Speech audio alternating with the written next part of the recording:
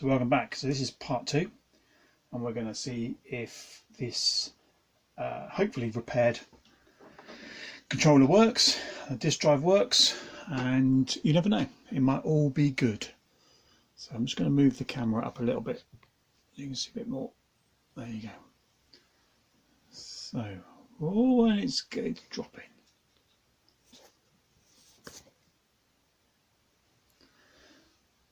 So welcome back. Beep. So welcome back. So we're going to look now to see if this is working.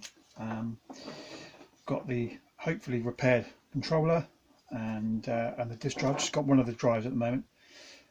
One thing I have read is you have to be very careful that you install that in the correct location. So there's a stripe there and one on there. Do not get it around the wrong way, because the voltages make things glow in the dark and go bang. I'm going to put that there, get that out of the way a little bit, and open up the hood. Okay, so at the moment I've got my external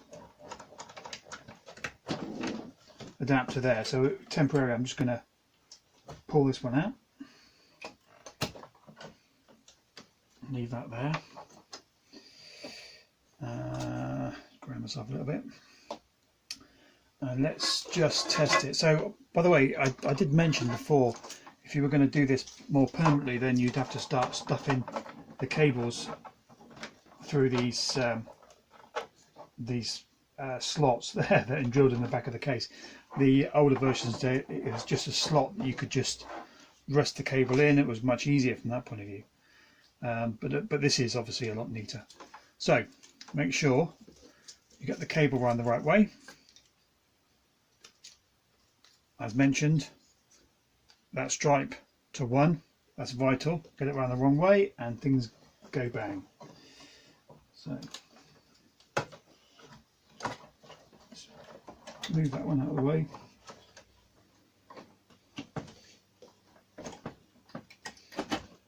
Okay, so let's do that.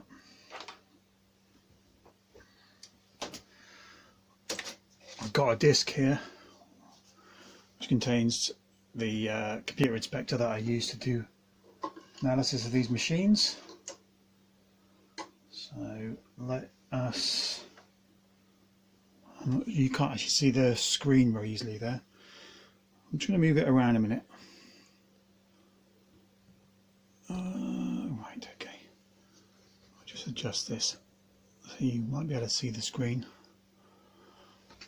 Okay.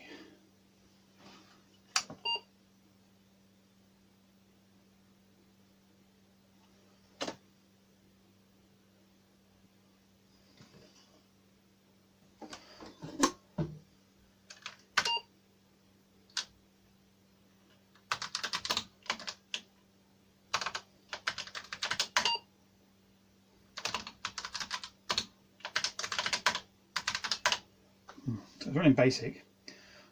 Have I got it in the right slot?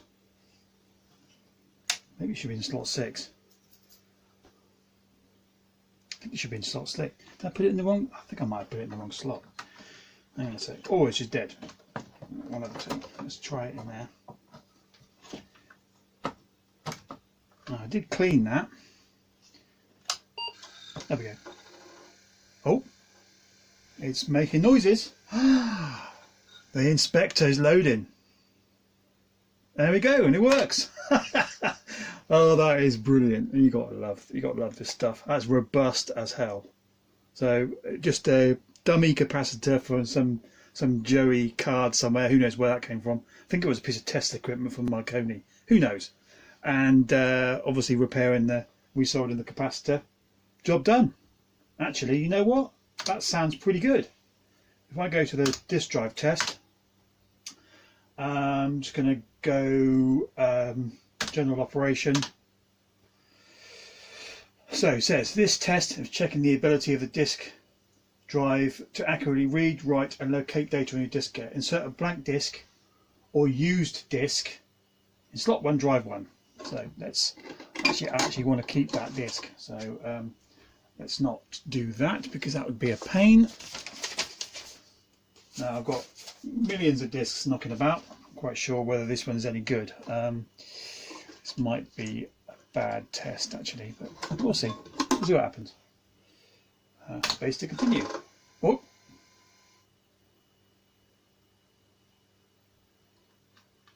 The disk drive appears to be having problems. Now it might be that that disk is just knackered, but there we go. So there's a drive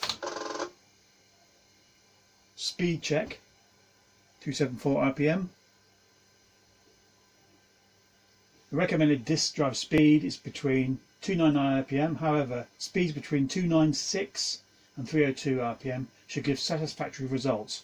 So we're currently on, well, it's a little bit low, 291. To adjust the drive speed, check the manual or consult your dealer or service centre. Well, there you go. But it seems to be working. I'm quite impressed with that. Actually, it sounds quite nice. The drive sounds quite nice.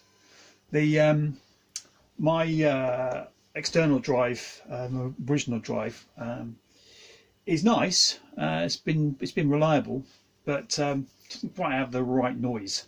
This noise is nicer. So let's get another piece of software and run that. What can we run on there? Let's have a look. So there's an ordinary diskWare. This is running DOS 3.3. Let's get that in there. And then do a restart.